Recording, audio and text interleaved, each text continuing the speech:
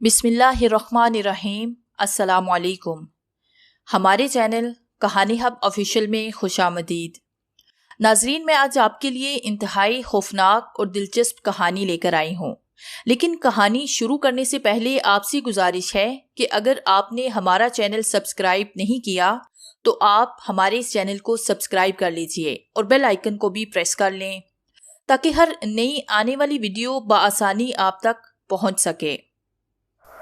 नायला, जल्दी करो, हम लेट हो रहे हैं। 5:30 बज चुके हैं। सूरज गरूब होने में सिर्फ 2 घंटे बाकी हैं, जबकि गांव का सफर 3 घंटों का है। हमें रास्ते में रात हो जाएगी। मैंने नायला के रूम के दरवाजे को नॉक करके कहा तो अंदर से नायला की आवाज आई, please wait, I am coming. मैं जाके गाड़ी में बैठा और नायला का इंतजार करने लगा। आज मैं बहुत खुश था। आज मैं अपने बाबा का ख्वाब पूरा करने के बाद गांव वापस आ रहा था। मेरे बाबा का ख्वाब था कि मैं CSS करूं। मैं उनके ही ख्वाब को पूरा करने गांव से शहर आया था। हमारे गांव में सिर्फ एक सेकेंडरी स्कूल था, इसके अलावा वहाँ कोई तालीमी इदारा नहीं था। गांव के स्कूल से मैंने मैट्रिक की थी। नायला ने भी गांव के स्कूल से मैट्रिक की थी। मैं और नायला बचपन से ही एक दूसरे को पसंद करते थे। नायला मेरी कजन थी। नायला को पढ़ने का बहुत शौक था। जब मैं शहर आया तो उसने भी जिद की कि वो मेरे साथ आएगी और आगे बढ़ेगी। पहले तो सब घर वालों ने इनकार किया, लेकिन फिर सबको उसकी जिद के आगे हथियार डालना पड़े और वो मेरे साथ शहर आ गई और हम दोनों पढ़ाई में मसरूफ हो गए। वक्त गुजरने के साथ साथ हम दोनों के दरमियान प्यार बढ़ता चला गया और हम जुनून की हद तक एक दूसरे को चाहने लगे। आज हम दोनों अपनी तालीम मुकम्मल करके अपने गांव वापस आ रहे थे और मैंने CSS का इम्तिहान पास किया था, जबकि नायला ने मास्टर किया था। गाड़ी का दरवाजा खुलने की आवाज सुन के मैं होश की दुनिया में वापस आया। दरवाजा खोलने वाली नायला थी। मैंने उसकी तरफ देखा तो देखता रह गया।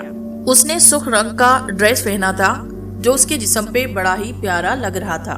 वो इंतहाई सुंदर दिखाई दे रही थी। मेरी नजरें उसके हसीन चेहरे पे जम सी गई। क्या बात है काशिफ, कहाँ खो गए?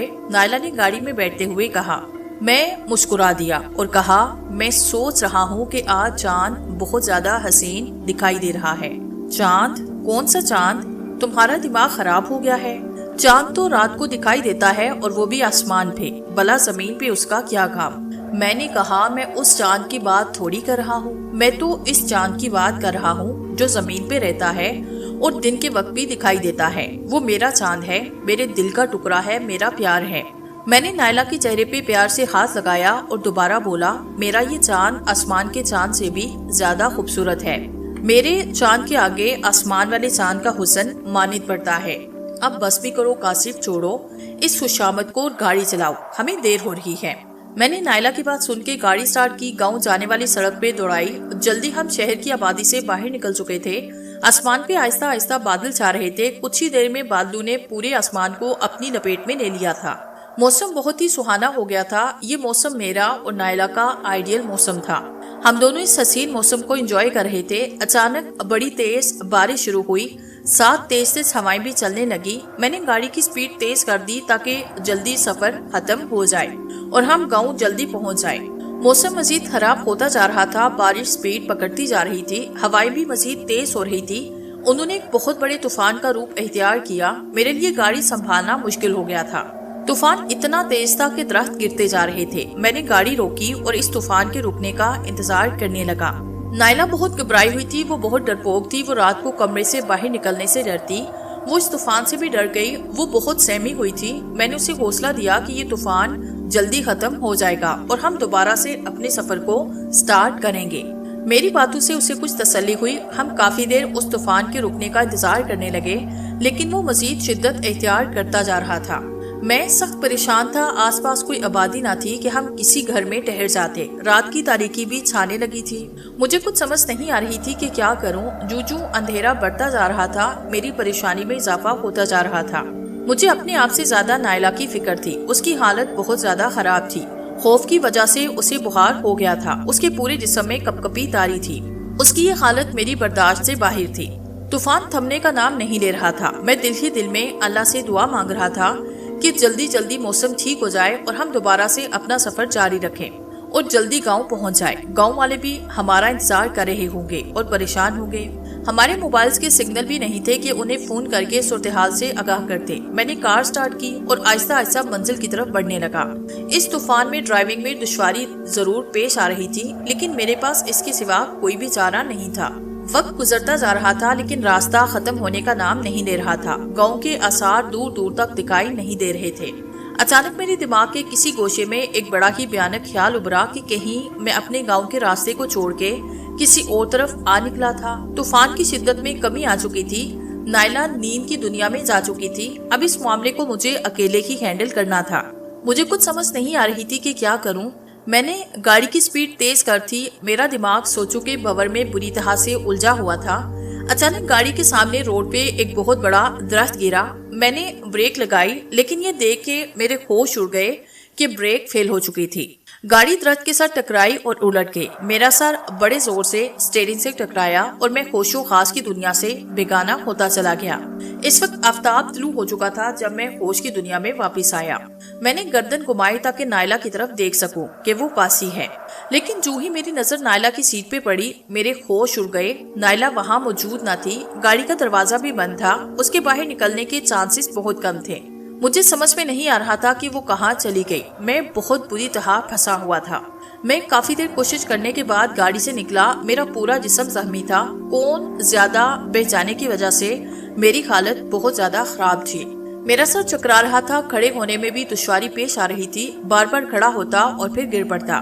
مجھے اس وقت اپنی پرواہ نہ تھی۔ مجھے صرف نائلہ کی فکر تھی، نہ جانے وہ کہاں چلی گئی۔ میں اسے وہیں گاڑی کے ارد گرد تلاش کرنے لگا لیکن اس کا کہیں نام و نشان نہیں تھا۔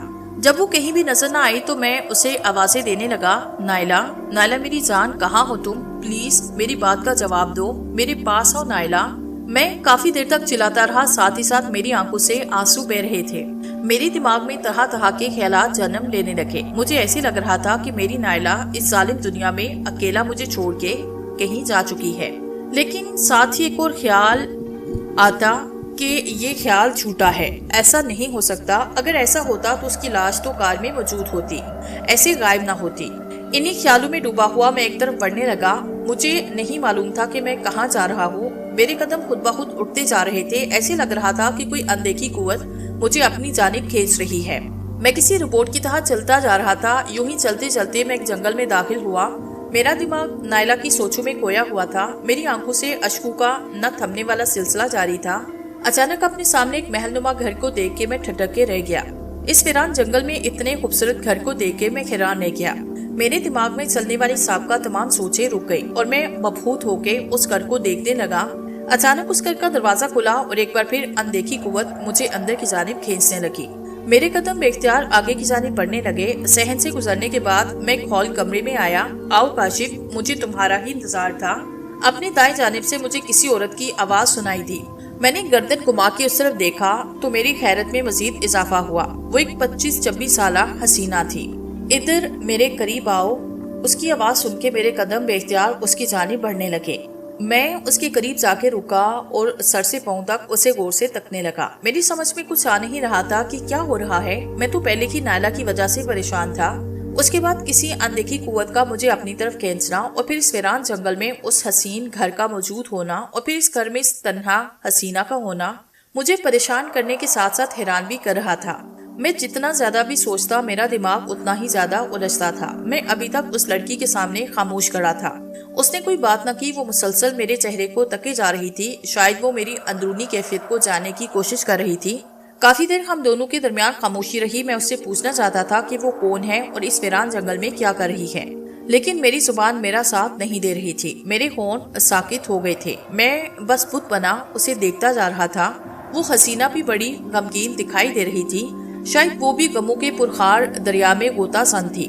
آنکھوں میں ویرانی مایوسی کے سوا کچھ بھی دکھائی نہیں دے رہا تھا۔ اچانک اس نے اپنے ہونٹوں کو جنبش دی۔ کاشف، تم نے آنے میں دیر کر دی۔ میں کئی برسوں سے تمہاری رات دیکھ رہی ہوں۔ مجھے یقین تھا کہ تم ایک دن ضرور آؤ گے اور آج تم آ گئے۔ میرے انتظار کی گھڑیاں ختم ہوئی۔ میں بہت خوش ہوں۔ اس کے چہرے پہ مسکراہٹ پھیل گئی اور وہ خاموش ہو گئی۔ میں ابھی تک حیرانگی سے اس کے چہرے کو تک رہا تھا۔ مجھے اس کی باتوں کی بالکل بھی سمجھ نہ آئی۔ میں نے بڑی مشکل سے اپنے لب کھولے۔ تم کون ہو اور میرا انتظار کیوں کر رہی تھی؟ میں چپ ہوا تو وہ بولی یہ سب باتیں میں تمہیں بعد میں بتاؤں گی، ابھی تم بہت زخمی ہو، آؤ میں تمہاری مرہم پٹی کر دوں، پھر تم کچھ دیر ریسٹ کرنا، شام کو میں تمہیں اپنے بارے میں بتاؤں گی۔ نہیں، مجھے آرام نہیں کرنا اور نہ ہی مرہم پٹی کرنی ہے۔ میری نائلہ پتہ نہیں کہاں ہوگی، میں کس حال میں ہوگی، جب تک مجھے وہ مل نہیں جاتی میں آرام سے نہیں بیٹھوں گا۔ میں نے اتنا کہا اور مڑ کے چل دیا۔ ٹھہرو کاشف، پیچھے سے مجھے اس کی آواز آئی، کہاں جا رہے ہو؟ میں نے مڑ کے اس کی طرف دیکھا اور کہا اپنی نائلہ کو ڈھونڈنے۔ وہ بولی تم نائلہ کو کبھی ڈھونڈ نہ سکتے، تمہیں کبھی نہ ملے گی۔ اس کی بات سے مجھے ایسے لگا کہ جیسے وہ جانتی ہے کہ میری نائلہ کہاں ہے۔ میں نے کہا صاف صاف کہو کیا کہنا چاہتی ہو، پلیز مجھے بتاؤ کہ نائلہ کہاں ہے۔ مجھے لگ رہا ہے کہ تم جانتی ہو کہ اس وقت نائلہ کہاں ہے۔ میں چپ ہوا اور وہ گہری سوچوں میں کھو گئی۔ کچھ دیر سوچنے کے بعد وہ بولی کاشف، یہ دنیا انسان کے لیے ایک عارضی ٹھکانہ ہے، یہاں انسان اپنی زندگی کے چند دن گزارنے آتا ہے، جب وہ دن پورے ہو جاتے ہیں تو موت تجھے دبوچ لیتی ہے۔ موت تو برحق ہے، اس دنیا میں جو بھی آیا اس کی موت لازمی ہے۔ آدم سے لے کے آج تک جتنے بھی انسان آئے انہوں نے موت کا ذائقہ چکھا ہے، اور جو زندہ ہے انہوں نے بھی چکھنا ہے۔ اتنا کہہ کے وہ خاموش ہو گئی۔ میری نظریں مسلسل اس کے چہرے کو دیکھ رہی تھی۔ وہ چل کے میرے قریب آئی اور میں اس کے بولنے کا انتظار کرنے لگا۔ کچھ دیر خاموش رہنے کے بعد وہ بولی کاشف، جو بات میں تمہیں بتانے جا رہی ہوں اسے تم بڑی ہمت اور حوصلے سے سننا۔ میں چاہتی ہوں کہ یہ بات سننے کے بعد تم پہ قیامت ٹوٹ پڑے گی۔ میں نے کہا جو کچھ کہہ رہا ہے صاف صاف کہہ دو، پہیلیاں مت بجواؤ، میں پہلے ہی بہت پریشان ہوں، مجھے مزید پریشان مت کرو۔ وہ بولی کاشف، تمہاری نائلہ اب اس دنیا میں نہیں ہے، وہ عالم ارواح میں پہنچ چکی ہے۔ کیا؟ یہ تم کیا کہہ رہی ہو؟ تم جھوٹ بول رہی ہو، میری نائلہ مجھے اکیلا چھوڑ کے نہیں جا سکتی۔ میں نے چلاتے ہوئے کہا تو وہ بولی کاشف، میری بات کا یقین کرو، میں سچ کہہ رہی ہوں، تمہاری نائلہ واقعی تم سے بہت دور جا چکی ہے، اب تم اس سے کبھی مل نہ پاؤ گے۔ میں چلایا، تم مجھے دھوکہ دے رہی ہو، جھوٹ بول رہی ہو، بکواس کر رہی ہو۔ میری نائلہ نے مجھ سے وعدہ کیا تھا کہ وہ زندگی بھر میرا ساتھ دے گی، وہ مجھے ایسی تنہا چھوڑ کے نہیں جا سکتی۔ تمہارے پاس کوئی ثبوت ہے اپنی بات کو سچ کرنے کا؟ میں چپ ہوا۔ وہ بولی ہاں، میں ثابت کر سکتی ہوں کہ نائلہ مر گئی ہے، تم سامنے والی دیوار پہ دیکھو۔ اس نے کچھ پڑھ کے دیوار کی طرف پھونک ماری تو وہ دیوار ایک سکرین بنی اور اس پہ ایک منظر ابھرنے لگا۔ اس منظر کو دیکھ کے میری چیخ نکل گئی اور میں وہیں گر کے بے ہوش ہوا۔ جب مجھے ہوش آیا تو میں کمرے میں بیڈ پہ لیٹا تھا، میرے پورے جسم پہ پٹیاں بندھی تھی، میرے قریب وہی حسینہ بیٹھی تھی اور میرے بالوں میں اپنے ہاتھوں سے کنگھی کر رہی تھی۔ اسے دیکھتے ہی مجھے بے ہوشی سے پہلے والا منظر یاد آیا، میری آنکھوں سے آنسو بہنے لگے، وہ منظر بار بار میری آنکھوں کے سامنے گھومنے لگا، بار بار نائلہ مجھے چھوڑ کے چلی گئی۔ اس منظر میں اس کی لاش کی حالت بہت خراب تھی، اس کا سر کٹا ہوا تھا، جسم سے خون نچوڑ لیا گیا تھا، اس کی لاش ایک بت کے قدموں میں پڑی ہوئی تھی، ایک شیطان کا پجاری نائلہ کے خون سے غسل دے رہا تھا۔ کاشف، جو ہونا تھا وہ ہو چکا، اب تمہارے رونے سے نائلہ واپس نہیں آتی، اس لیے رونا بند کرو، اپنے آپ سے عہد کرو کہ تم نے نائلہ کے قاتل سے انتقام لینا ہے، ایسے اس طرح قتل کرو گے جیسے اس نے تمہاری نائلہ کو مارا ہے۔ اتنا کہہ کے وہ حسینہ چپ ہو گئی۔ میں نے کہا میرا اپنے آپ سے اور اپنی نائلہ کی آتما سے وعدہ ہے کہ میں اس کے قاتل سے بدلہ ضرور لوں گا، چاہے اس کے لیے مجھے اپنی جان ہی کیوں نہ قربان کرنی پڑے۔ تو مجھے اس کے قاتل کا پتہ بتاؤ، میں اسے جہنم میں پہنچا دوں گا۔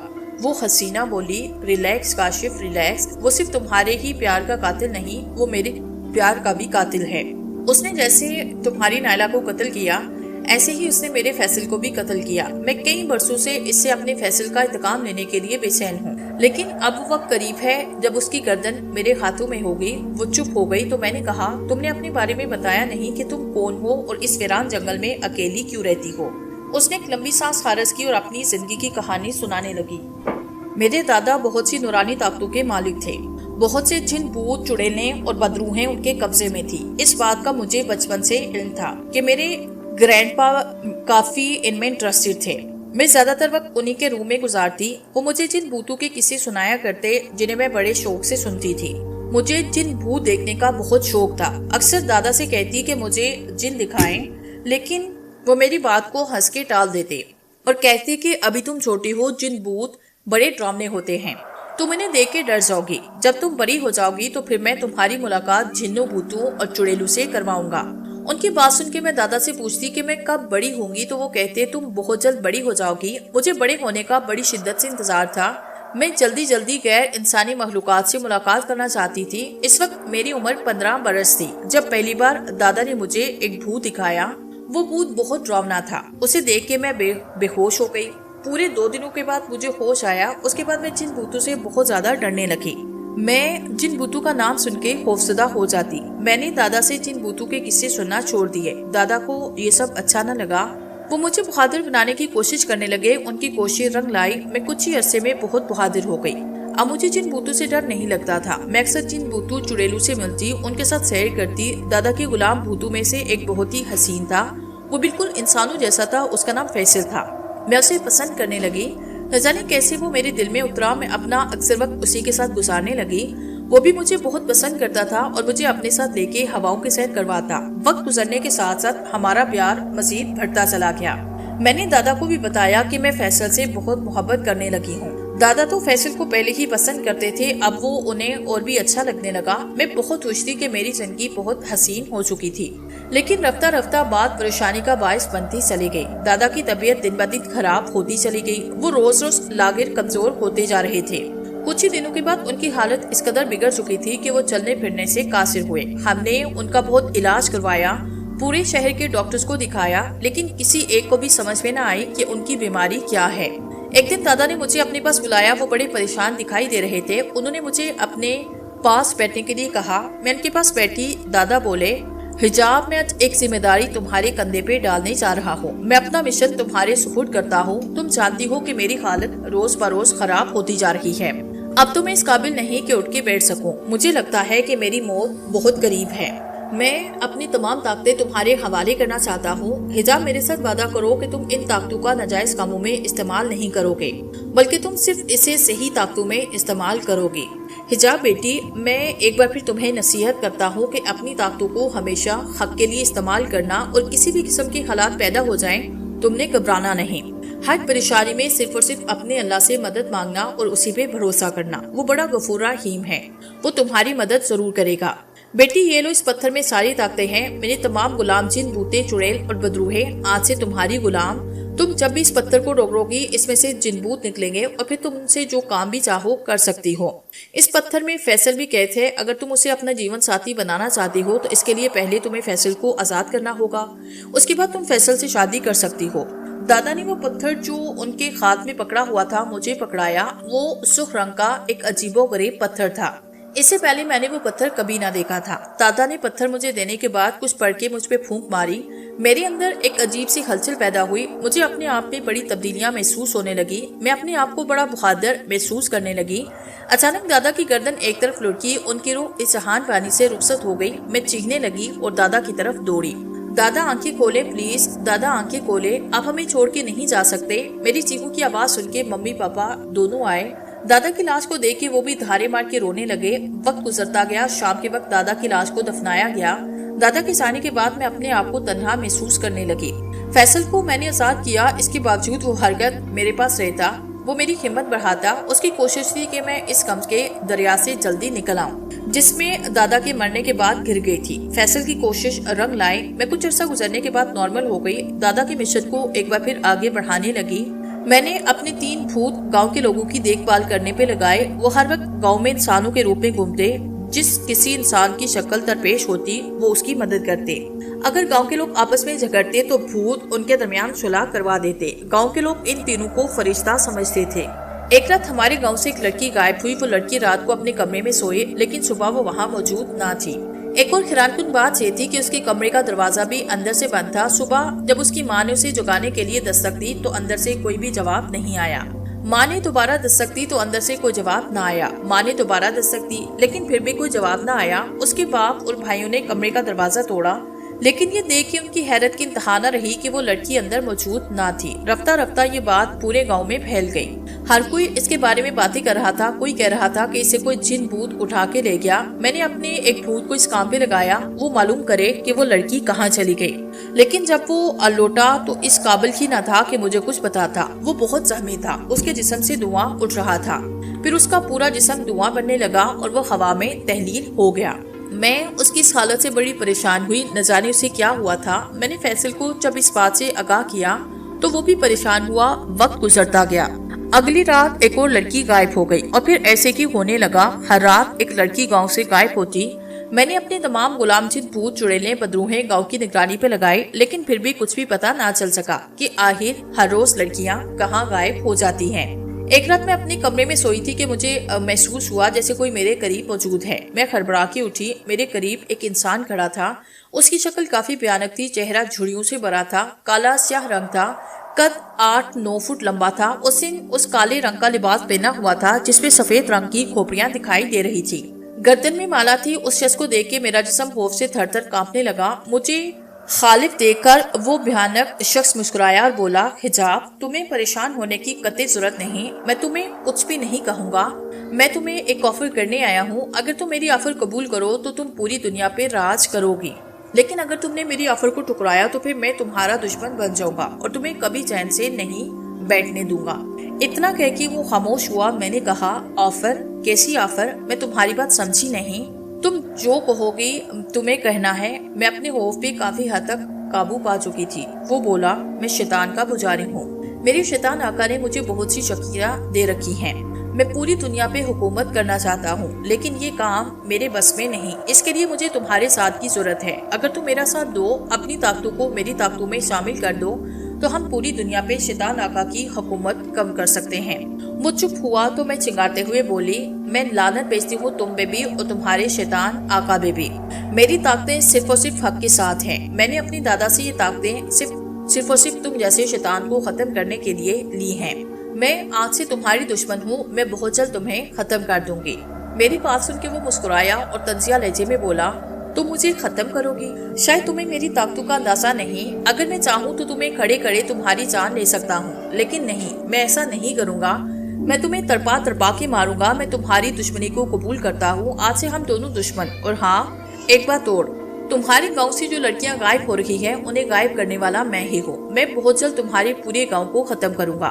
اتنا کہتے ہی وہ غائب ہوا اور میں سوچوں کی دنیا میں گم ہو گئی۔ اس شیطان کے پجاری نے مجھے پریشان کر دیا تھا۔ وہ واقعی انتہائی طاقتور تھا، میری طاقتیں اس کی طاقتوں کے سامنے بے بس تھی۔ وہ ہر روز گاؤں سے ایک لڑکی غائب کر کے لے جاتا اور میری غلام روحیں، جن چڑیل بوتے کچھ بھی نہ کر پاتی۔ میری طاقتیں اس سے زیادہ نہیں تھی۔ میں نے اس سکھ پتھر کو ہاتھ پہ رگڑا جس میں میری طاقتیں تھی۔ اس میں سے جن بھوت نکل کے میرے سامنے آئے، میں نے انہیں حکم دیا کہ وہ شیطان کے پجاری کے بارے میں معلوم کرے کہ وہ کون ہے، کہاں رہتا ہے اور کتنا طاقتور ہے۔ میری بات سننے کے بعد وہ سب غائب ہوئے۔ اسی شیطان کے پجاری کے بارے میں سوچتے سوچتے سو گئی۔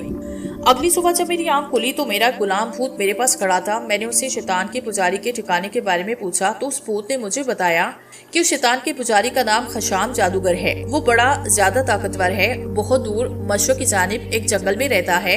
اس جنگل میں خشام جادوگر نے اپنا طلسمی جال پھیلایا ہوا ہے۔ اس کی اجازت کے بغیر نہ تو کوئی اس جنگل میں جا سکتا ہے اور نہ ہی باہر آ سکتا ہے۔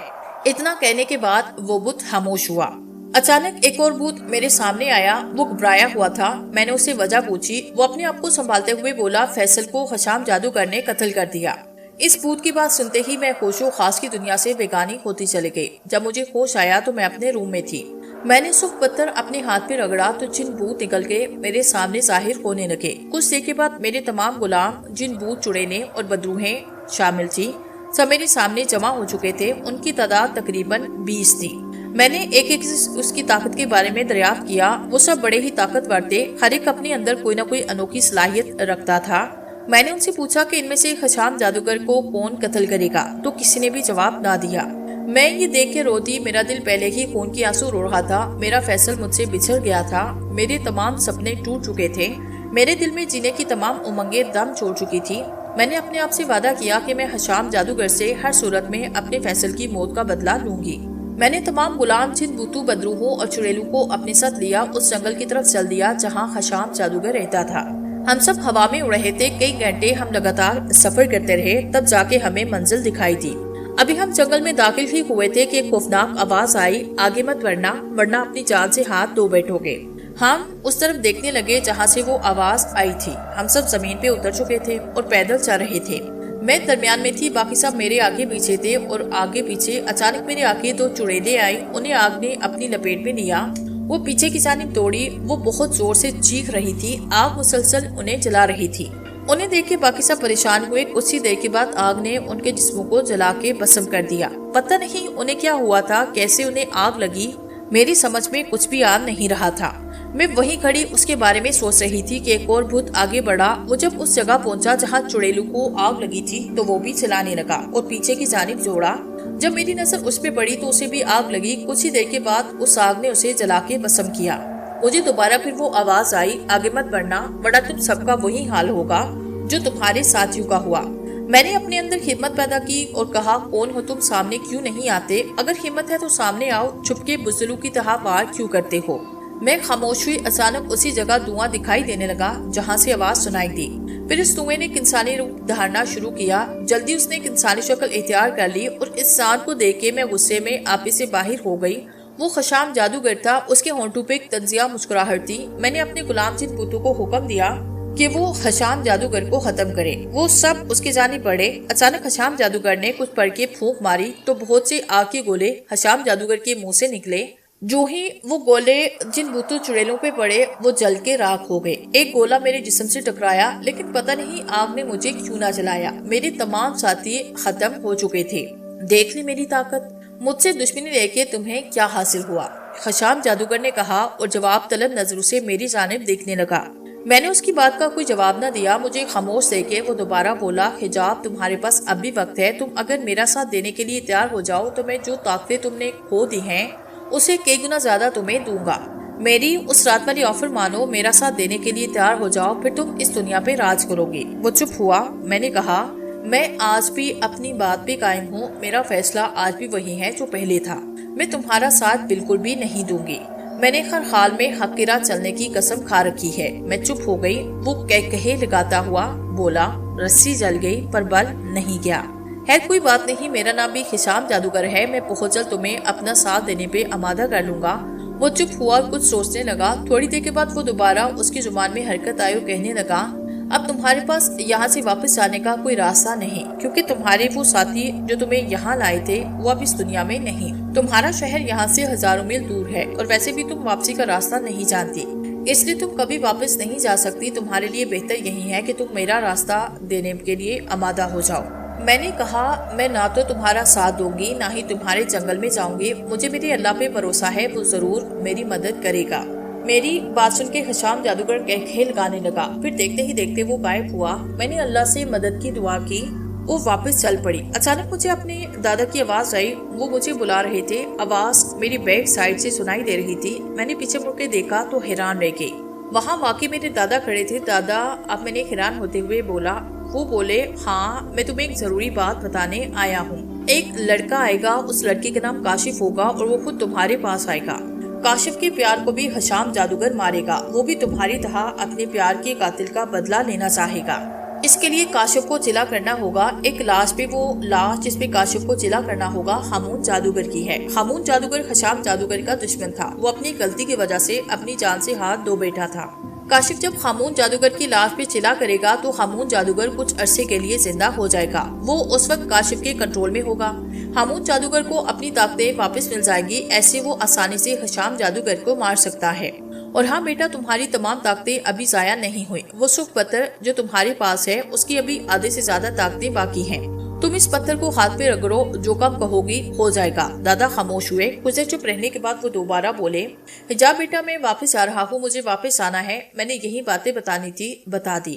दादा, आपने ये नहीं बताया कि काशिफ मुझे कहाँ मिलेगा, और हाँ, हामून जादूगर की लाश कहाँ है, और काशिफ लाश पे चिल्ला कैसे करेगा।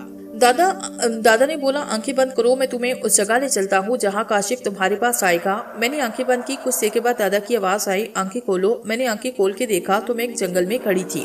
दादा बोलने लगे, हिजाब, सुख पत्थर को अपने हाथ पे रगड़ के कहना कि वो तुम्हें हामून जादूगर की कब्र के पास ले चले। कुछ देर के बाद तुम और काशिफ हामून जादूगर की कब्र के पास पहुँच जाओगे। फिर तुम इस कब्र को खोदना। इसमें हामून जादूगर की लाश होगी और लाश के नीचे एक सफ़े पे एक तहरीर होगी जिसमें जिले का तरीका कार लिखा होगा। काशिफ तुम्हें उसी जगह पे मिलेगा जहां हम खड़े हैं। तुम यहाँ सुख पत्थर को हुक्म देके एक जादू का घर बना लो और काशिफ का इंतजार करो। उसे आने में शायद कुछ वक्त लगे, तब तक तुम्हें यहीं रहना होगा। अपनी ताकतों को बढ़ाने की कोशिश करो ताकि तुम भी हशाम जादूगर को खत्म करने में काशिफ की मदद कर सको।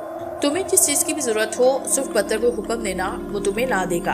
अच्छा, अब मैं चलता हूँ। काशिफ, मैं पिछले 5 साल से तुम्हारा इंतजार कर रही हूँ। آج تم آئے، میرا انتظار ختم ہوا۔ انشاءاللہ بہت جلد ہشام جادوگر ہمارے قبضے میں ہوگا اور ہم اسے تڑپا تڑپا کے ماریں گے۔ وہ ایک بہت لمبی داستان سنانے کے بعد چپ ہوئی۔ اس کی کہانی سن کے مجھے علم ہوا کہ وہ میرے سے بھی زیادہ دکھی ہے۔ میں نے کہا، میری نائلہ کو ہشام جادوگر نے مارا؟ اگر ایسا ہے تو اس کی لاش کہاں ہے؟ وہ بولی، نائلہ کی لاش کو ہشام جادوگر نے اپنے شیطان دیوتا کے قدموں میں قربان کیا۔ اس کی لاش اسی جنگل میں پڑی ہے جہاں ہشام جادوگر رہتا ہے۔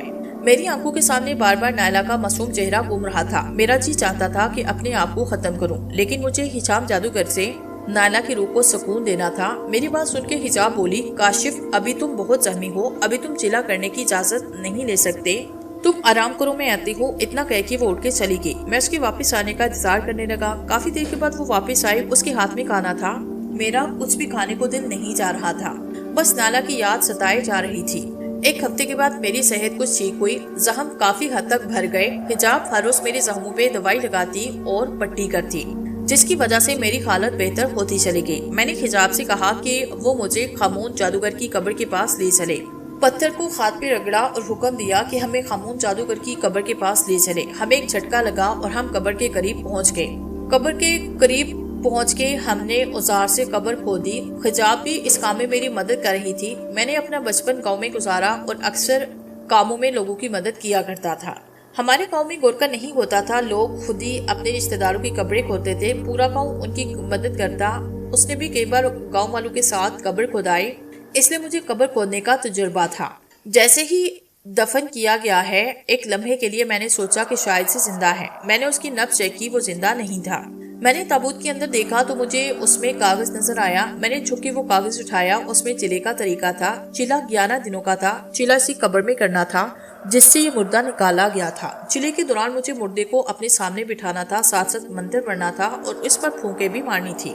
چلا سورج غروب ہونے کے بعد شروع کرنا تھا اور سورج طلوع ہونے سے قبل اختتام پذیر ہونا تھا۔ اس کاغذ میں یہی باتیں لکھی ہوئی تھی اور آخرکار میں چلے کا منتر یاد کرنے لگا۔ جلدی وہ مجھے یاد ہوا۔ ہم نے مردے کو قبر میں لٹایا اور پھر گھر واپس آ گئے۔ میں نے اسی رات سے چلا شروع کیا کیونکہ میں جلدی اس منحوس ہشام جادوگر کو مارنا چاہتا تھا۔ وقت گزرتا چلا گیا، شام کے سائے لہرانے لگے۔ میں نے کھانا کھایا اور حجاب سے کہا کہ مجھے چلے والی جگہ پہ لے چلو۔ میں چلے کا منتر پڑھتا چلا گیا، ساتھ ہی ساتھ اس مردے پہ پھونکے مارنے لگا۔ نہ جانے کیوں مجھے اس مردے سے خوف آنے لگا۔ جو اندھیرا بڑھتا جا رہا تھا، میرے اندر کا خوف بڑھتا جا رہا تھا۔ مجھے ایسے لگ رہا تھا کہ ابھی وہ مردہ اٹھے گا اور میری گردن دبوچ لے گا۔ ایک اور بات مجھے پریشان کر رہی تھی کہ میں جیسے جیسے منتر پڑھ کے اس مردے پہ پھونکے مارتا، اس کی آنکھوں میں چمک پیدا ہوتی۔ پھر اس نے ایک روشنی کا روپ دھارا جو آہستہ آہستہ تیز ہوتی گئی۔ میرے اندر کا خوف روشنی بڑھنے سے مزید گہرا ہوتا جا رہا تھا۔ وقت گزرتا چلا گیا، صبح ہوئی، میرا پہلے کا دن چلا مکمل ہوا۔ اس وقت سورج سر پہ تھا جب میری آنکھ کھلی۔ حجاب میرے قریب بیٹھی تھی اور پیار بھری نظروں سے میری جانب تک رہی تھی۔ کیا بات ہے حجاب، مجھے ایسے کیوں دیکھ رہی ہو؟ میں نے اس کی آنکھوں کی تاب نہ لاتے ہوئے کہا۔ وہ مسکرائی اور بولی، مجھے تم میں فیصل کی جھلک دکھائی دے رہی ہے۔ مجھے ایسے محسوس ہوتا ہے جیسے تم کاشف نہیں بلکہ میرے فیصل ہو۔ وہ چپ ہو گئی، میں بھی خاموش ہوا۔ ایسے دن گزرا، رات کی تاریکی نے ایک بار پھر اپنا دائرہ جمایا۔ میں نے چلا شروع کیا۔ اس مردے کی آنکھوں سے نکلنے والی روشنی نکل کے آج بھی بڑھتی جا رہی تھی۔ آہستہ آہستہ وہ روشنی تیز ہوتی گئی۔ آج کا چلا پچھلی رات سے زیادہ مشکل تھا۔ اس مردے کی آنکھوں کی روشنی آہستہ آہستہ اتنی تیز ہو گئی، اس سے پوری قبر روشن ہو گئی۔ قبر کے باہر سے ایسے دکھائی دیتا جیسے قبر میں کوئی بلب چل رہا ہو۔ اس کی روشنی کی وجہ سے میری آنکھوں سے پانی نکل رہا تھا۔ اس کی آنکھوں سے نکلنے والی لائٹ ڈائریکٹ میری آنکھوں میں پڑ رہی تھی۔ مجھے ایسے لگ رہا تھا کہ میں چلا مکمل نہیں کر پاؤں گا۔ میں ہمت ہارتا جا رہا تھا۔ وقت گزرتا جا رہا تھا۔ دوسری رات کا چلا مکمل ہوا۔ آج بھی کل کی طرح حجاب میری منصر تھی۔ اس نے چلے کی کامیابی پہ مجھے مبارکباد دی اور ہم واپس اس کے طلسمی گھر میں آ گئے۔ میں نے نماز پڑھی اور ہم دونوں نے ناشتہ کیا اور سورج غروب ہوا۔ اس کے بعد میں سو گیا۔ آج میں جو چلے کا منتر پڑھ کے جادوگر کی لاش پہ پھونکے مارتا جا رہا تھا، اس کا چہرہ روشن ہوتا جا رہا تھا۔ وقت گزرنے کے ساتھ ساتھ اس کی روشنی بڑھتی جا رہی تھی۔ چلا ختم ہونے تک وہ روشنی بڑھتی گئی۔ ایسے تیسری رات بھی گزر گئی۔ باہر نکلا تو حجاب میرا انتظار کر رہی تھی۔ پھر میں واپس اس کے ساتھ طلسمی گھر آیا۔ ایسے دن گزرتے گئے۔ میرا چلا کامیاب اپنی منزل پہ بڑھتا رہا۔ ہر دن جادوگر کے جسم کا ایک حصہ روشن ہوتا چلا گیا۔ اب میرا خوف کافی حد تک کم ہو چکا تھا۔ 10ویں دن چلے کے اختتام پہ جادوگر کا پورا جسم روشن ہوا۔ آج چلے کا 11واں دن تھا۔ میں بہت خوش تھا کیونکہ اب وہ وقت زیادہ دور نہ تھا کہ مجھے ایک بہت طاقتور انسان بن جانا تھا، اور سب سے بڑی خوشی اس بات کی تھی کہ مجھے اس قابل ہو جانا تھا کہ میں ہشام جادوگر کو ختم کر سکوں۔ میں قبر میں اترا، حسب معمول جادوگر کو ختم کیا، چلا شروع کیا۔ پہلا گھنٹہ سکون سے گزرا، کوئی غیر معمولی واقعہ رونما نہ ہوا۔ میرا چلا بس تقریباً مکمل ہو چکا تھا۔ میں بہت خوش تھا، ایک بہت بڑی شکتی میرے ہاتھ آنے والی تھی۔ اچانک وہ اٹھا، میری جانب بڑھا، میرے دل کی دھڑکن تیز ہو گئی، خوف سے میرا پورا جسم کانپنے لگا۔ وہ 2 قدم آگے بڑھا اور میرے بالکل قریب آ گیا۔ میں نے چلے کا منتر پڑھنا بند کیا، سورج کی کرنیں زمین پہ پڑنے لگی، میرا چلا مکمل ہوا۔ میں اٹھ کے کھڑا ہوا، مردہ جادوگر میرے سامنے گردن جھکائے کھڑا تھا۔ میں نے اسے قبر سے باہر نکلنے کو کہا، وہ باہر نکلا، میں بھی باہر نکل آیا۔ آج حجاب میرا انتظار کر رہی تھی، وہ بہت خوش تھی۔ اس نے ایک حسین مسکراہٹ کے ساتھ مجھے مبارک دی۔ میں نے خاموش جادوگر سے کہا کہ ہمیں گھر پہنچا دو۔ اس نے ہمیں آنکھیں بند کرنے کو کہا۔ میں نے اور حجاب نے آنکھیں بند کی۔ تھوڑی دیر کے بعد خاموش جادوگر کی آواز آئی، آنکھیں کھولو۔ ہم نے آنکھیں کھولی تو ہم حجاب کے طلسمی گھر میں موجود تھے۔ حجاب نے ناشتہ تیار کیا، میں نے فجر کی نماز ادا کی اور ساتھ ہی شکرانے کے نوافل ادا کیے۔ پھر میں نے اور حجاب نے مل کے ناشتہ کیا۔ خاموش جادوگر ہمارے قریب کھڑا رہا۔ ناشتہ کرنے کے بعد میں نے خاموش جادوگر کو حکم دیا کہ ہمیں ہشام جادوگر کے جنگل میں لے چلو۔ اس نے ہمیں ایک بار پھر آنکھیں بند کرنے کو کہا۔ ہم نے آنکھیں بند کی۔ جب ہم نے آنکھیں کھولی تو ہم ایک جنگل میں کھڑے تھے۔ ہمارے آگے پیچھے بھیانک شکلوں والے بلائیں کھڑی تھی، وہ سب ہماری جانب بڑھ رہی تھی۔ میں پہلے خوفزدہ ہوا، پھر جیسے ہی مجھے خاموش جادوگر کا خیال آیا میں خود سنبھل گیا۔ میں نے خاموش جادوگر سے کہا کہ وہ ان سب کو ختم کر دے۔ میرا حکم سنتے ہی اس نے کچھ پڑھ کے پھونک ماری، اس کے جسم سے روشنی کی شعاعیں نکلی جو ان بلاؤں کی طرف بڑھنے لگی۔ ہشام جادوگر کہاں ہے؟ میں نے خاموش جادوگر سے پوچھا۔ وہ بولا، وہ یہی کہیں ہوگا، وہ اتنی جلدی ہمارے سامنے نہیں آئے گا، وہ چھپ کے اپنی طاقتوں کے ذریعے ہمیں ختم کرنے کی کوشش کرے گا۔ اگر وہ کامیاب نہ ہو سکا تو پھر ہمارے سامنے آئے گا، چلو اسے تلاش کرتے ہیں۔ وہ چپ ہوا، ایک جانب چلنے لگا، ہم بھی اس کی پیروی کرتے ہوئے اس کے پیچھے چلنے لگے۔ اچانک ہمیں لاشوں کا ڈھیر دکھائی دیا۔ زیادہ تر لاشوں کے جسم سے گوشت اتر چکا تھا اور وہ ڈھانچوں کی شکل اختیار کر چکی تھی، لیکن کچھ ایسی بھی لاشیں تھیں جن کے جسموں پہ ابھی گوشت باقی تھا۔ ان لاشوں سے بڑی گندی بدبو آ رہی تھی۔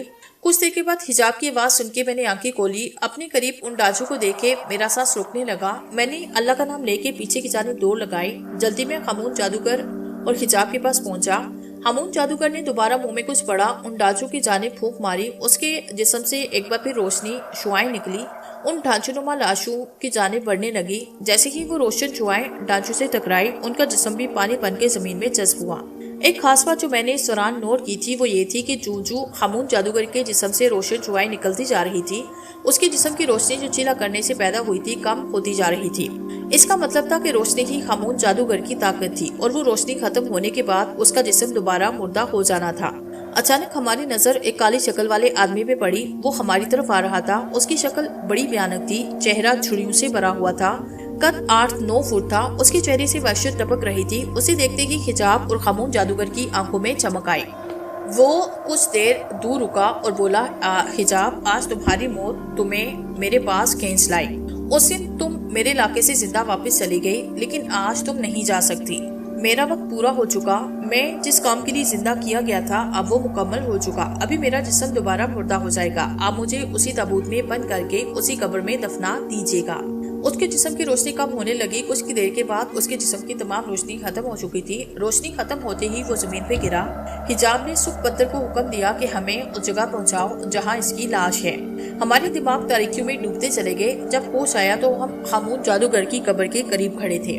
میں نے اور حجاب نے خاموش جادوگر کی لاش کو تابوت میں ڈالا، قبر میں دفن کیا۔ میں نے حجاب سے کہا کہ مجھے میرے گاؤں پہنچا دو۔ گاؤں؟ اس نے سکھ پتھر کو حکم دیا تو اس نے مجھے میرے گاؤں میں پہنچا دیا۔ گاؤں والے میرے اور نائلہ کے لیے بڑے پریشان تھے۔ جب میں نے بتایا کہ نائلہ اب اس دنیا میں نہیں تو ہر طرف ایک شور برپا ہوا۔ نائلہ کی امی اپنی یادداشت کھو بیٹھی۔ اپنی شام نائلہ کا غائبانہ نماز جنازہ کیا گیا۔ میں جنازہ پڑھ کے گھر واپس لوٹ رہا تھا۔ میری آنکھوں سے آنسو جاری تھے۔ نائلہ بڑی یاد آ رہی تھی۔ میں اپنے آپ کو تنہا محسوس کر رہا تھا۔ اچانک کسی نے مجھے پیچھے سے پکارا۔ میں نے مڑ کے دیکھا تو وہ حجاب تھی۔ حجاب، تم یہاں کیسے؟ میں نے کہا۔ وہ بولی، کاشف، پتہ نہیں کیوں میں تمہارے بغیر نہیں رہ سکی۔ تمہارے آنے کے بعد میں اپنے آپ کو بڑی تنہا محسوس کرنے لگی تھی۔ مجھے لگتا ہے کہ میں تم سے پیار کرنے لگی، اس لیے اب ہمیشہ کے لیے تمہارے پاس آ گئی۔ پلیز کاشف، مجھے اپنا لو۔ میں وعدہ کرتی ہوں کہ میں تمہیں ہمیشہ خوش رکھوں گی، کبھی تمہیں نائلہ کی کمی محسوس نہ ہونے دوں گی۔ اس نے اپنا ہاتھ میری جانب بڑھایا، میں نے اس کا ہاتھ تھاما اور ہم دونوں گھر کی جانب چل پڑے۔